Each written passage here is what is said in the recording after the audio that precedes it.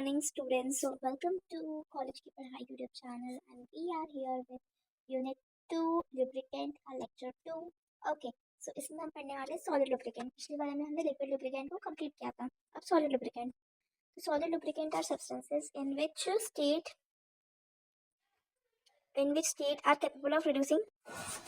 तो solid lubricant जो है वो सॉलिड स्टेट में ही होंगे ऑफ कोर्स, एंड वो कैपेबल होते हैं रिड्यूस करने के फ्रिक्शन दो स्लाइडिंग सरफेसेस के बीच में.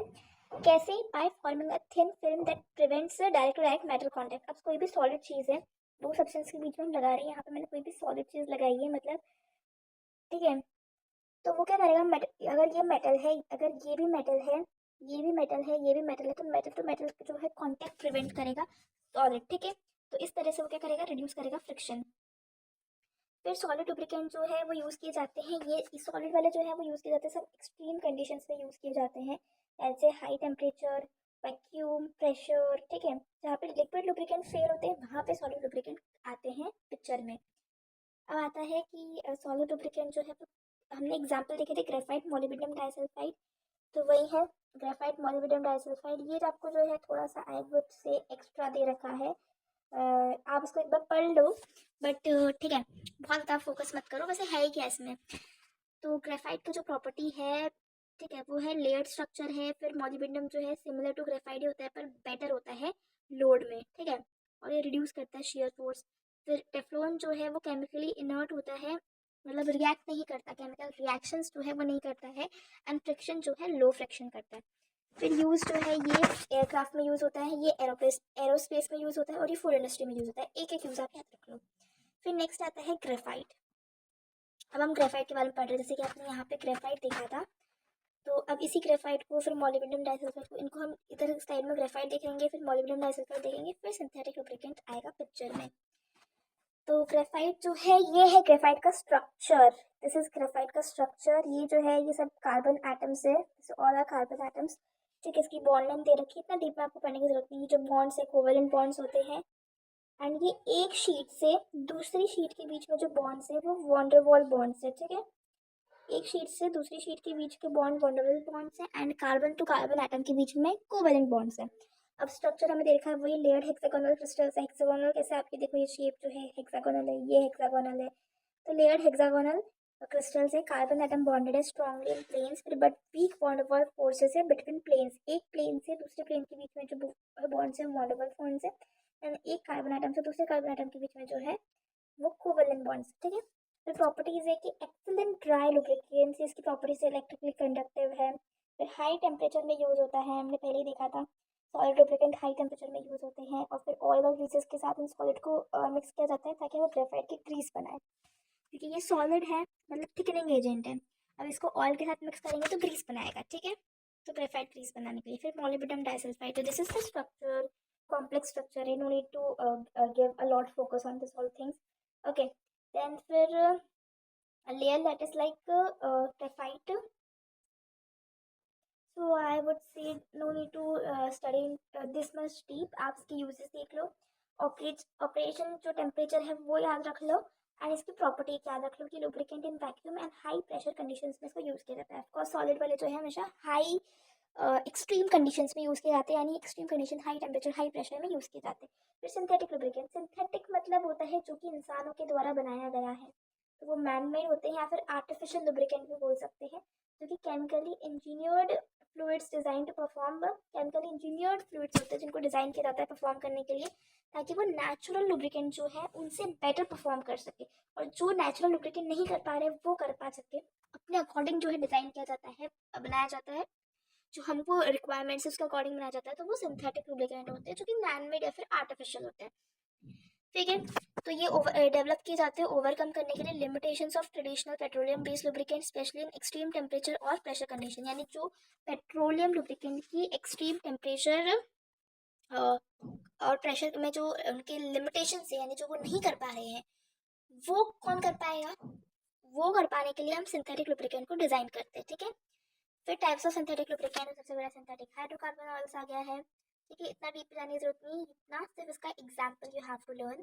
देन सेकेंड, देन सेकेंड हमारा ईस्टर्स है, ठीक है। थर्ड हमारा सिलिकॉन ऑयल से, सबसे क्लासिफिकेशन पढ़ लो, फिर फॉस्फेट एस्टर्स है, फिर पॉलीअल्किलीन ग्लाइकॉल है। नेक्स्ट आता है प्रॉपर्टीज ऑफ सिंथेटिक लुब्रिकेंट। तो प्रॉपर्टी हमें दे रखी है कि high viscosity, low pour point, thermal stability, oxidation resistant and non toxic. तो बेसिकली इनको फिर इधर डिस्क्रिप्शन में एक्सप्लेन कर रखा है।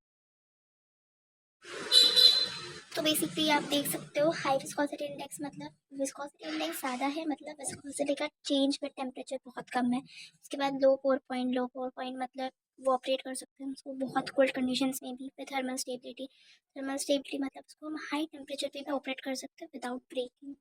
उसके बाद आता है ऑक्सीडेशन रेसिस्टेंस, यानी लॉन्गर शेल्फ लाइफ है, रिड्यूस स्लज फॉर्मेशन है, मतलब ऑक्सीडाइज नहीं होगा इजीली, ओके। एंड फिर है नॉन टॉक्सिक नॉन कोरोसिव, तो इसमें है सेफ और सेंसिटिव सिस्टम लाइक फूड और मेडिकल, क्योंकि नॉन टॉक्सिक है तो फूड और मेडिकल डिवाइसेस के लिए क्या है, सेफ है। फिर यहाँ पे हमें एप्लीकेशंस ऑफ सिंथेटिक लुब्रिकेंट्स दे रखा है, तो उसमें आपको कोई भी 3 to 4 एप्लीकेशंस लर्न कर लेने हैं। नेक्स्ट है मैकेनिज्म ऑफ लुब्रिकेशन, यानी कि लुब्रिकेशन किस तरह से किया जाता है, प्रोसेस क्या फॉलो होती है, okay. Refers to the method, तो ये बेसिकली मेथड होती है जिससे एक लुब्रिकेंट जो है वो प्रोटेक्टिव लेयर फॉर्म करता है दो मूविंग सरफेसेस के बीच में काई के, ठीक है। तो ये एक ऐसी मेथड है जिससे हमारा जो लुब्रिकेंट है वो एक प्रोटेक्टिव लेयर फॉर्म कर रहा है दो मूविंग सरफेसेस के बीच में, यानी कि हम जो लुब्रिकेंट है वो किस तरह से अप्लाई कर रहे हैं, ठीक है, वो मेथड है। फिर काई के लिए अप्लाई कर रहे हैं तो वही जो लुब्रिकेंट का काम होता है उसके लिए, ताकि वो रिड्यूस कर सके डायरेक्ट कॉन्टैक्ट और डायरेक्ट कॉन्टैक्ट रिड्यूस करके मिनिमाइज करे friction, wear tier and energy loss को, ठीक है। अब जो टाइप्स ऑफ लुब्रिकेशन की मैकेनिज्म, मतलब लुब्रिकेशन के जो मैकेनिज्म होता है उसकी भी टाइप्स है। तो ये वेरी वेरी इंपॉर्टेंट बोल सकती हूँ मैं, ये इंपॉर्टेंट है, ये पूछा जाता है पेपर में। तो इससे कितने टाइप्स है, सबसे पहला आता है हमारा हाइड्रोडायनेमिक, नेक्स्ट आता है बाउंड्री, फिर आता है हमारा एक्सट्रीम प्रेशर लुब्रिकेशन और फिर आता है बस। तो we have 3 types of lubricant. तो हाइड्रोडायनेमिक लुब्रिकेंट में अगर हम देखें तो हाइड्रोडायनेमिक में ये डेवलप करता है, हाइड्रोडायनेमिक लुब्रिकेंट जो है वो डेवलप करता है हाइड्रोडायनेमिक प्रेशर, किस तरह से काम करता है ये डेवलप करता है हाइड्रोडायनेमिक प्रेशर जो सपोर्ट करता है लोड को एंड कीप करता है सरफेस को अपार्ट, ठीक है। अब ये जो हाइड्रोडायनेमिक लुब्रिकेंट है, अब है कि जो हाइड्रोडायनेमिक लुब्रिकेशन है उसको हम कब करेंगे, जब हमारी ये कंडीशंस होगी, यानी कि लोड बहुत हाई होगा, स्पीड बहुत हाई होगी, मतलब सब हाई हाई वाला, लोड बहुत कम होगा, स्पीड बहुत हाई होगी, then proper viscosity of lubricant होगी, फिर adequate speed of motion.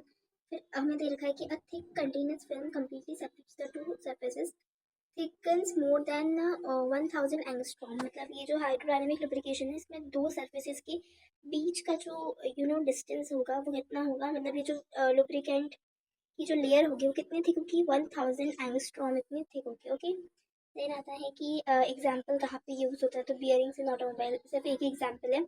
So first हो गया हमारा हाइड्रोडायनेमिक, फिर बाउंड्री लुब्रिकेशन। तो ये हैपन होता है जब लुब्रिकेंट फिल्म जो है बहुत पतली हो या फिर पार्शली ब्रोकन हो, थिकनेस जो है वो 1000 से कम हो जाती है, यहाँ पे 1000 एंगस्ट्रॉम से थिकनेस जो है कम होती है, और हाइड्रोडायनेमिक में 1000 ही थी, ठीक है। तो यहाँ पे कंडीशन क्या है, जब स्पीड लो होगी, लोड बहुत हाई होगा, यानी पिछले का ऑपोजिट, तो टेम्परेचर जो है हाई होगा, लुब्रिकेंट फिल्म जो है बहुत थिन हो गया, फिर ब्रेक डाउन कर जाएगी, हमने पहले भी देखा। फिर in this case to adsorbed मतलब देखो, एब्जॉर्ब होता है मतलब सरफेस के अंदर, और एड्सॉर्ब होता है मतलब सरफेस के ऊपर, ये होता है एड्सॉर्ब, ये होता है हमारा एड्सॉर्ब एंड ये होता है एब्सॉर्ब, ठीक है। उसके बाद आता है एड्सॉर्ब मॉलिक्यूलर फिल्म्स और chemical reaction layers of lubricant prevents metal to metal contact.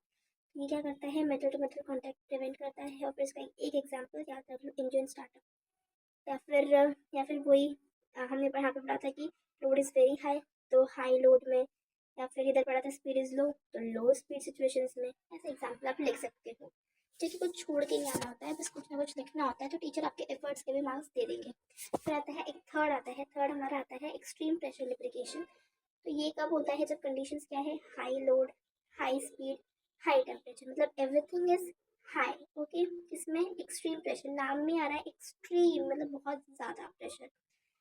फिर इसमें एडिटिव्स जैसे sulphur, phosphorus, chlorine compounds and they form metal sulphides, तो इसमें ये एडिटिव्स ऐड किए जाते हैं जो फॉर्म करते हैं metal sulphides, phosphides, sulphur sulphides form करेगा, फास्फोरस फॉस्फाइड्स फॉर्म करेगा एंड क्लोरीन जो है क्लोराइड्स फॉर्म करेगा। फिर this compounds have high melting point. फिर जो एक्सट्रीम प्रेशर वाले होते हैं कि हाई मेल्टिंग पॉइंट होते हैं जो प्रिवेंट करते हैं वेल्डिंग और scissor of metal surfaces. Example है गियर्स एंड हैवी मशीनरी और गियर बॉक्सेस।